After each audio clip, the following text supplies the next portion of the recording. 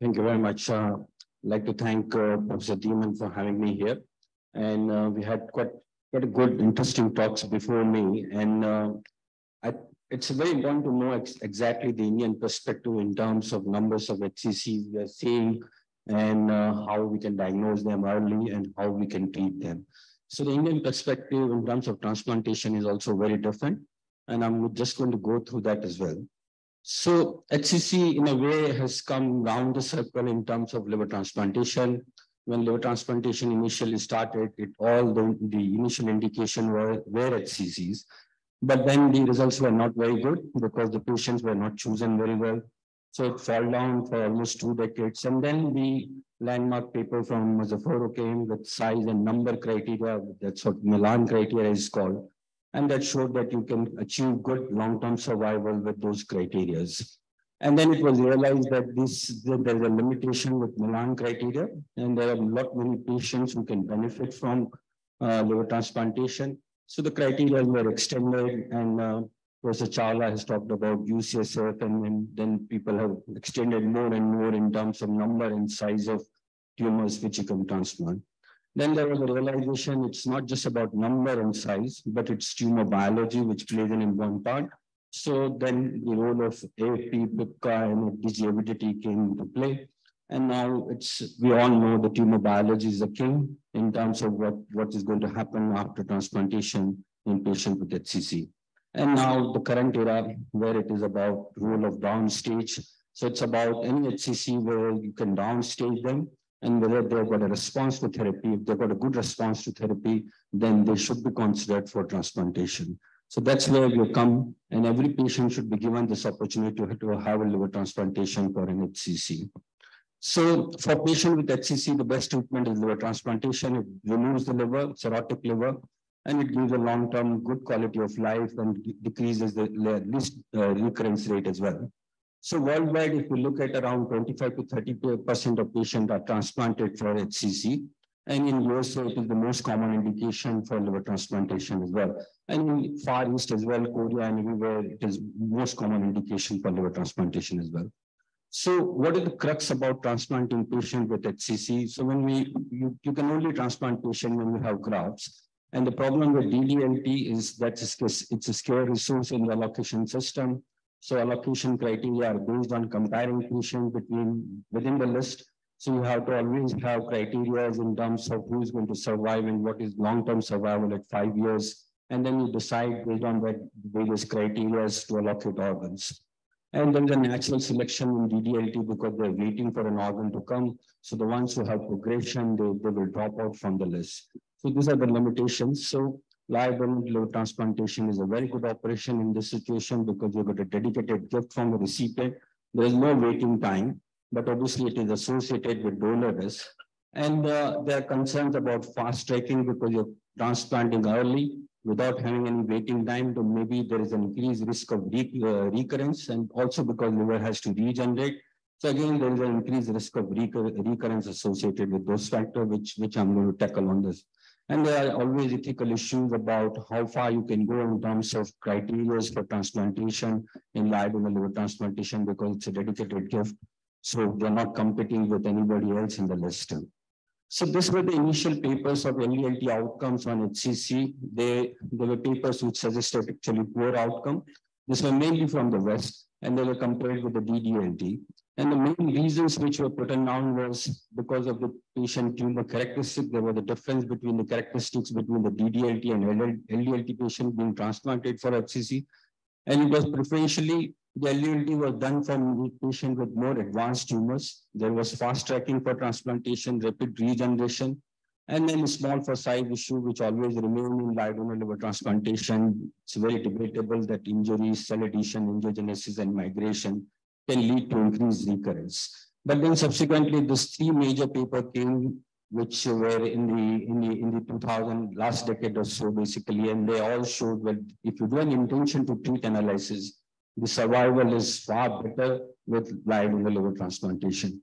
So the paper, once the paper was published in Annals as a multi-center trial from France, actually they recommended their government that they should be allowed to do more LDLTs for HCC. So this was the French multi-center group recommending to their own government. So more centers should be allowed to do LDLT, especially for HCC.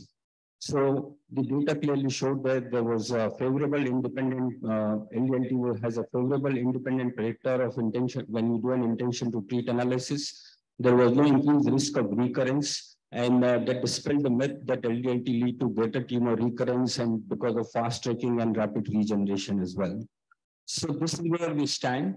And so the LDLT has come a long way in terms of being a preferential option for a patient with HCC. So when we come to our own country, this is the data published from Medanta Group, Dr. Sanj's group. And this is about incorporating tumor biology along with morphology in order to predict recurrence and decide what should be the limit of transplantation in LDLTs. So this is a large volume of patient, about 2,000 over the time, and about 450 were transplanted for HCC. And this was 46 were with portal vein thrombosis, 405 without portal vein thrombosis. So overall, this constituted about 20% of liver transplant activity. And we all know it's nearly about 50% of them will be foreign nationals. That's the proportion in most of the large volume centers in the country. So when we look at the data closely, the MELD score of these patients were 10. And the AFP, if you see, less than 100 was in around 208, more than 100 in 92. And within Milan, about 50% of them were within Milan, and about 60% were within the UCSF criteria. And this was the survival. The overall survival was touching about 64% at 5 years.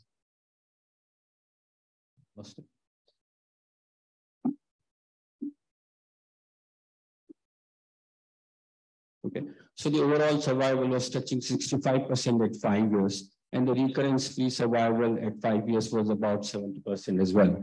And they actually then stratified patient based on AFP, UCSF criteria, and PET avidity.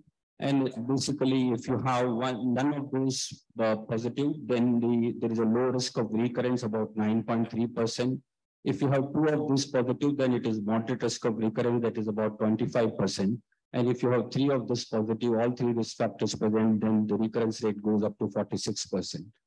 So in those patients with low risk, you can do a direct liver transplantation. In moderate risk, locoregional therapy followed by transplantation. And in high risk, always you have to downstage and decide about liver transplantation. So they also published on portal vein thrombosis as well. And if you look at this data closely, the main portal vein thrombosis, there was only 1 patient with main portal vein thrombosis. Rest of them were lobar thrombosis, and most of them were actually segmental portal vein thrombosis. And they also showed that the survival of roughly around 40 to 50% can be achieved with at 5 years with downstaging therapy. The only thing was in this particular data is this is a highly selective group of patient. So need to be careful when you consider patient for with portal vein thrombosis for liver transplantation. And we see the grades of tumor, 95% of those tumors were grade 1 or 2. And most of them actually had a very good response to locoregional therapy before they were considered for liver transplantation. So these are very highly selected tumor with good tumor biology and a fantastic response to neotherapies, which led to this good survival as well. So what about Indian patient? Because whenever we go I go in conferences, people keep talking about expanding criteria, doing more and more transplantation. But do we really get Indian patient to transplant for HCC? So that's the intention we had. And then we looked at our own data and we published this data as well. So this is our criteria for transplantation patient with good performance status, up to a 7 centimeter tumor or a total of seven nodules, AFP of less than 400, PIC of less than 200, with no major vascular invasion. So this was our criteria. If they don't satisfy that criteria, they will go for a locoregional therapy. And then if they respond to that therapy or there is a stable disease, they will have a transplant. So when we look at our own data, the median MELD of this patient was 18. So this is without exception. So what does it suggest? That most patients, actually Indian patients, decide for transplantation when they have already decompensated. So they go on with the locoregional therapy for a long time before they come on to the transplantation. And ascites being one of the major decompensation in this group of patients. Most of them actually received local regional therapy in various forms. There was a good response to local regional therapy as well. And hepatitis B and C were the main indication for transplantation. So this were about 600 liver transplant done over a period of 8 years in ILBS. So HCC actually constituted only 6.5% of our activity. So that is far lower than what we see in worldwide. Worldwide, it will be around 25 to 30% of that activity, and nearly 20% of activity in large Indian centers. But remember, 50% of those are foreigners. So these are not really Indian patients benefiting from this treatment modality. 24% of this were detected as incidentally. So a large number of those actually were found to have incidental tumors rather than preoperative diagnosis. If you take worldwide literature, the incidental HCCs on explant histology will be around 10% or so. The median MELD was 18 without exception. And the relevance of this is because if you transplant patient with HCC, they will have better perioperative outcomes because they are relatively preserved. But you wait for decompensation to happen and then transplant, then the perioperative outcomes are affected as well. And then only 10%, that is 19% HCC was the primary indication for liver transplantation. So most patients actually decided for liver transplantation only after they have decompensated. And the time interval between diagnosis of HCC and LT was almost 100 days actually. So that just shows that Indian patients actually wait along.